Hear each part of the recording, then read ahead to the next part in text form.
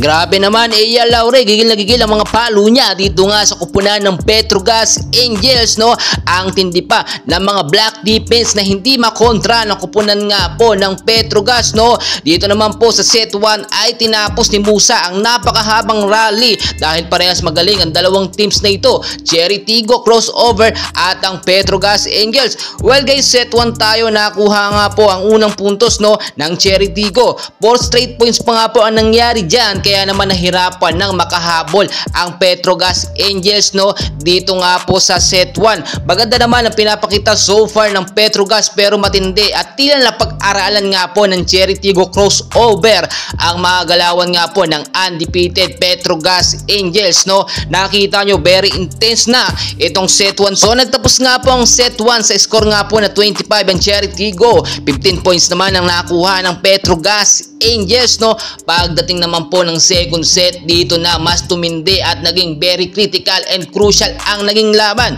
Nakuha po agad, no, Petrogas naman dito ang first points nila, pero nakita naman natin hindi talaga nagpapatalo ang kupunan ng Cherry Tigo, pero lumalamang po or nakalamang na dito ang Petrogas Angels. Pero anong nangyari, no?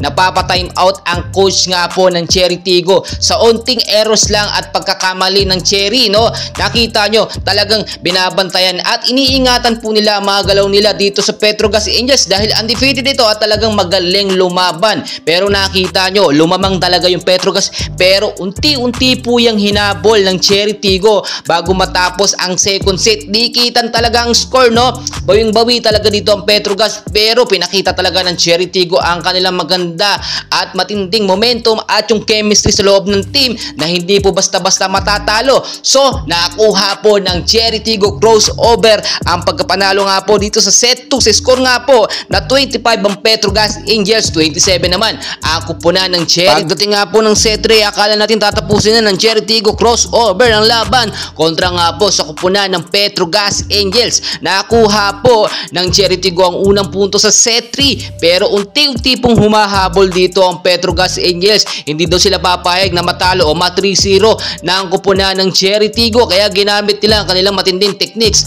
at strategy. Yung chemistry umandar sa set 3, kaya naman nahalakalamang sila ng almost 6 to 7 points nga po dito bago matapos ang set 3. Pero talagang humahabol po dito paunti-unti ang kupunan ng Cherry Tigo at hindi sila papayag. Gusto nilang tapusin ang set 3, pero talagang nang ibabaw ang galing ng Petrogas. So natapos nga po ang set 3, no, sa score po na 25 ang Petrogas Angels, 18 points naman ang kupunan ng Cherry Tigo. So pagdating po ng fourth set ay mas tumindi na ang laban. Dito na pag-aralan na ng Cherry Tigo crossover ang dapat nilang gawin para talunin ang Petrogas Angels, no. Hindi na umubray nangyaring pagkapanalo ng Petrogas sa set 3, kaya naman talagang sinunod-sunod na ng Cherry Tigo crossover, no. Do dikit ang laban, very intense and crucial ang laban, pero naipanalo po't nagawa ng paraan ng Cherry Tigo ang kanilang panalo dito nga po sa kupunan ng Petrogas Angels. Kauna-unahang talo po yan ng Petrogas, no. Undefeated sila pero tinalo sila ng Cherry Tigo crossover,